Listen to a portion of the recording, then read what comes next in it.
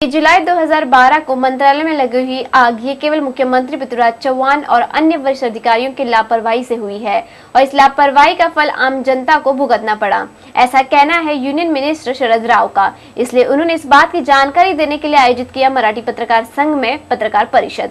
मंत्रालय में पार्किंग की व्यवस्था ठीक से न होने के कारण फायर ब्रिगेड की गाड़ी अंदर नहीं आ सकी, इसलिए आग पर काबू करना मुश्किल हो गया। यह आरोप कामगार नेता शरद राव ने सरकार पर लगाया है। इतना ही नहीं बल्कि सबसे ज्यादा भ्रष्टाचार फायर ब्रिगेड के विभाग में है और इस आग में जो भी जिम्मेदार है उन पर 15 दिनों में कार्रवाई की जाए, ऐसी मांग शरद राव ने की है। मालिक है मंत्रालय का, तो आप कहीं अंगार लगे तो लैंडलॉर्ड को बंद करते हो ना, या पास जाने गई है, निग्लिजेंट है, गाड़ियां इस तरह से लगाएं, कोई इंजन अंदर जा सकती है। आप कोई मकान बांधने के लिए देखिए तो आपको अगर रूल बताएंगे फायर इंजन जाएगा, इतना रास्ता रखो, उधर कोई बांधकाम नहीं होना चाहिए, उधर कोई पार्किंग नहीं होना चाहिए, क्या सीएम जवाब देगा? जो पूरा कंपाउंड भर जाता है, कभी अंगार लगेगा, कोई बचेगा? कोई अनाउंसिंग सिस्टम है? 3-3.5 हजार मजदूर काम करते हैं, कर्मचारी, उनके लिए वह अंगार लगाए भागो, कोई अनाउंसिंग सिस्टम है? क्या हम नहीं जिम्मेदार उनको पकड़ेंगे?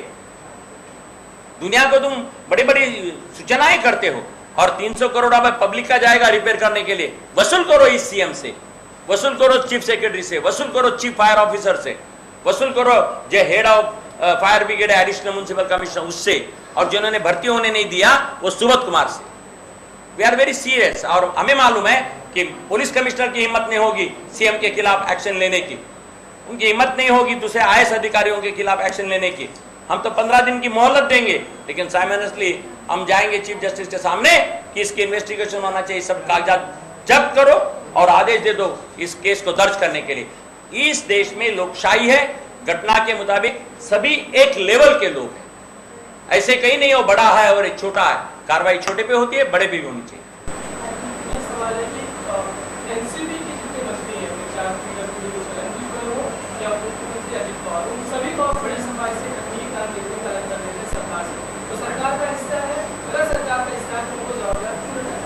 मैंने सफाई वगैरह कुछ नहीं की। मैंने कहा घटना के अंदर सीएम का पोस्ट है, घटना के अंदर डिप्टी सीएम का कोई पोस्ट, और केवल पोस्ट नहीं, ऐसा नहीं है, डिप्टी सीएम को भी एक पैसा लेना हो तो सीएम से इजाजत लेना पड़ता है, फाइल उनके पास जाकर पूछता है। इसके लिए लैंडलॉर्ड किसी को कहा जाए मंत्रालय का तो वो सीएम है, डिप्टी सीएम नहीं है। और साथ साथ जो पीडब्ल्यू मिनिस्टर है, कल कहीं खड्डा पकड़ेगा तो हम उसको जिम्मेदार तो नहीं पकड़ेगा, तो ये मालक करके वही है जो सीएम है। मैंने कोई सफाई का करने का काम नहीं किया है, जो वस्तुस्थिति है वो मैंने आपके सामने रखा। मंत्रालय की आग लगने के बाद सबसे बड़ा जो मुद्दा सामने आया है कि रिनोवेशन का प्लान था, अपग्रेडेशन का प्लान था, लेकिन वो फाइनेंस डिपार्टमेंट के पास, जो कि एनसीबी के पास है, उनके पास पड़ी है। कई शब्दों में साफ इशारा किया, तो क्या नहीं लगता कि कार जो फाइनेंस डिपार्टमेंट जिनके पास है उनके आप जिम्मेदार बने, उनके खिलाफ ये कार्य। मैं आपको कहना चाहता हूँ कि ये नया मंत्रालय बांधा जाए, मुंबई हेडक्वार्टर्स कहीं बीकेसी या बाहर ले जाए, कोई नया बांधा जाए, ये बातें बहुत साल से चली है, आज करके नहीं। यानी ऐसा कोई प्लान पास हुआ और अब इसको शिफ्ट किया जाएगा, ऐसे कोई स्थिति नहीं थी किसी भी हालत में नहीं। और मुझे भी मालूम नहीं कि कोई फाइल फाइनेंस के पास पड़ी हुई थी। मैं तो नहीं मानता हूँ, क्योंकि ये सजेशंस, एक मंत्री जाकर दूसरा मंत्री आवे, दूसरा मंत्रिमंडल आवे, एक पार्टी जाके दूसरी पार्टी आवे, इस बात को हमेशा छेड़ा जाता है।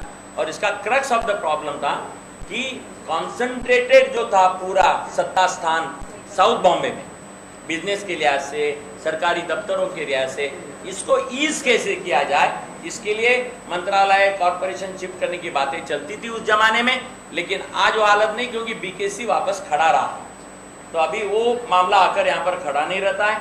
और आप देखोगे तो यहाँ की जो लोक संख्या है, लोक वस्ती है साउथ बॉम्बे की, आधे से ज़्यादा कम हो चुकी है, क्योंकि लोग सबर्बन में फैल गए हैं पूरी तरह से।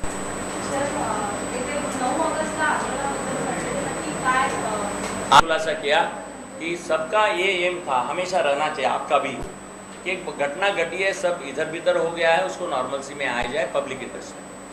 और आज हम उस वक्त हम आप करें आरोप करें तो उसको कोई मतलब नहीं था।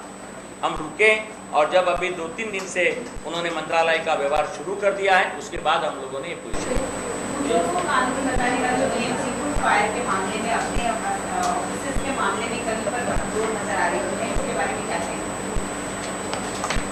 करप्शन इसका कारण।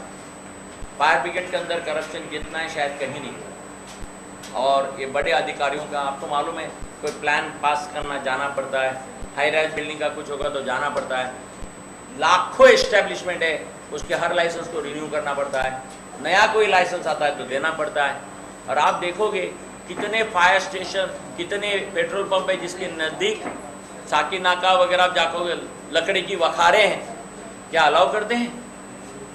नहीं करते हैं। गोडाउन्स है गैस सिलेंडर के बगल में, लकड़ियों का फर्नीचर का दुकान है, नॉर्मल कंडीशन में अलाउ नहीं करते हैं, तो फिर कैसे अलाउ किया, कैसे लाइसेंस दिए?